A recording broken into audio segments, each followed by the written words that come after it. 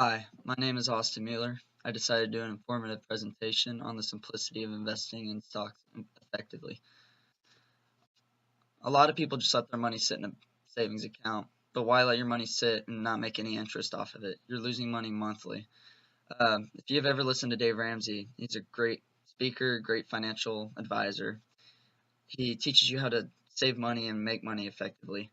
And I learned that in high school, so I decided to invest in stocks and learn the trade so I can prepare for my financial future. To become wealthy from nothing, you need to follow a pattern and make all the right choices. Who doesn't want their money to make money, right? I can tell you, idiots. I mean, it's common sense. Stocks are a great way to invest and make money for your short-term and future goals. So the hardest part of it is to figure out when to buy into the market because it's up and down, and usually they tell you to sell when it gets stagnant, and then it'll drop. But it just depends. Usually you buy low, sell high, make a profit. So I'm gonna tell you three three to four easy steps on how to invest. First step is to establish how much money you can afford to lose. Stocks are like gambling. You have no idea. You could lose it all. You could win big. You just have to be smart with it. Next, make sure you have the time to look over your stocks periodically. That is crucial because the stock can drop any moment, but you want to make sure that you keep watching them just in case something happens. I've sold stocks just out of impulse because they drop so quickly, and it's retarded. You don't do that. And then also you want to make sure you're making money. I've invested in multiple stocks like General Electrics. They drop substantially from $25 a share to like $12 a share, and I've lost a lot of money off of that. But I've also made money in other places, which is keeping your money diversified. So I'll explain all this later. I'm going to explain the terminology, but I just want to get into being prepared for investing in stocks. Okay, so step number two. This would be deciding the method of investing. Do you want to be an aggressive buyer? Do you want to be a moderate buyer? And do you want to be a conservative buyer? These are all crucial because when you're younger, you want to be more aggressive slash moderate because you're trying to make as much money as possible. And then when you get older, you want to be conservative. So you're investing in those bigger companies that are outputting more money. Like it's compounded interest. So a compound, it's like a reaction. Like say two bombs going off like sequentially. So it's one, one, one. Like it just keeps going. So compound interest, you're getting interest off of your investment, and then you put it back into your investment, and then you're making interest off of your interest. So that's a compound interest. So that's more of a conservative buyer, and I'm more like that. I don't recommend anyone to be a moderate or aggressive unless you are active in the stocks. That is crucial to be aware of what's going on because I invested into a CGC, which is a canopy growth company, and that was the first canopy on the New York stock market, and it just shot up. Like it went from $8 a share to $55 a share. I made 45% profit off of it, and I would never do that. I invest in smaller companies, and I'll explain that in a few minutes. Okay, so you got four different BCG matrix descriptions of like companies. So you got cash cows, which are like Coca-Cola, very conservative. They have a lot of money, so their stocks stay about the same price. So you're generally making a good profit off of it. Then you have stars, which are companies that are just like tech companies like Microsoft shooting up and making massive amounts of money, but they're high risk. That'd be more of an aggressive approach. And then you got question marks, which are they're really doing good in the market, but their stocks are still very low. So you're unsure if you should buy in it. So that'd be more of aggressive moderate.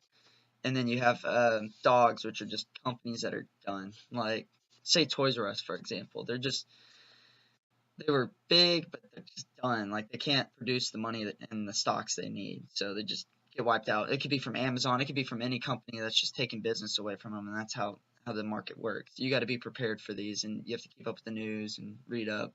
But it's very beneficial. Okay, so terminology. You got 52-week or W, which is 52 weeks, 52-week high and low. High is like how high the market's been the whole year, how low the market's been. So it could be like $5 is the all-time low, $50 is the all-time high, and they'll say high and low. And then the high and low is what it's been this month generally. So you go based off that. So it'll say it'll say what the price is. So say it's like $30, you're right in between that. So you're making a profit if you bought it at $8. That's what it matters. And then you got stuff called dividends, which is how much a company gives from usually it's either quarterly, semi-annually, or annually. So every 3 months, every 6 months, or every year they'll disperse money that from profit. They'll disperse it back to the stockholders. So generally, you want to look at 3% is what you're going to make for a big company if you're conservative. And then for stocks, just stocks. So say you buy it like CGC, like I buy, you're looking to make at least a 15% profit. If not, you're not making money. I personally think. But if you're, like I said, Coca-Cola, they're giving 3% every 3 months, then it's compounded.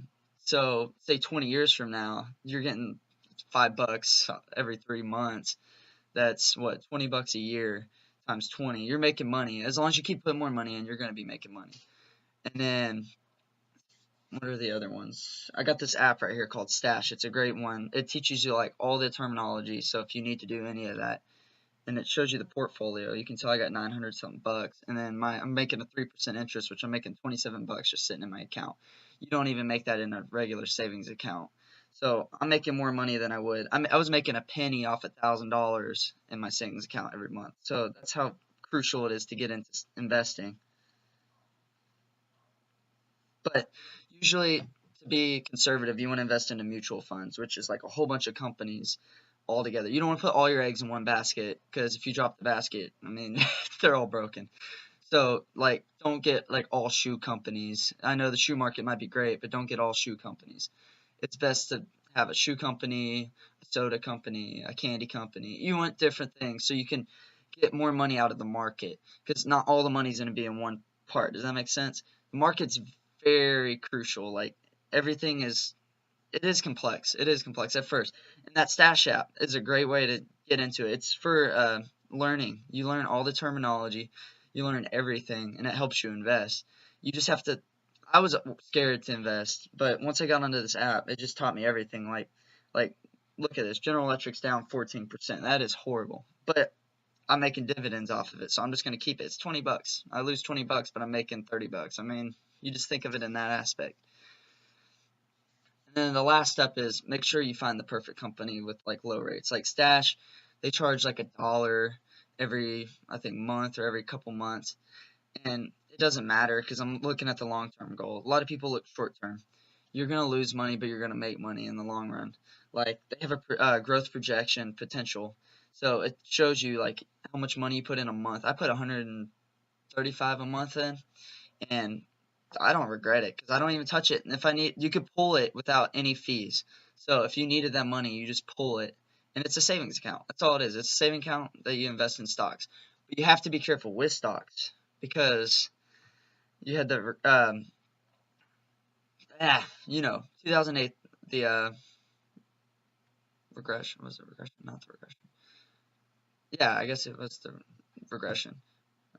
But you had that, and the housing market crashed, and all the stocks just took a crap. Like, everyone's 401ks, everything just went to crap. Everyone lost so much money, and you have to be prepared for stuff like that. You can't be prepared for stuff like that, but you have to be aware that there's potential for that to happen.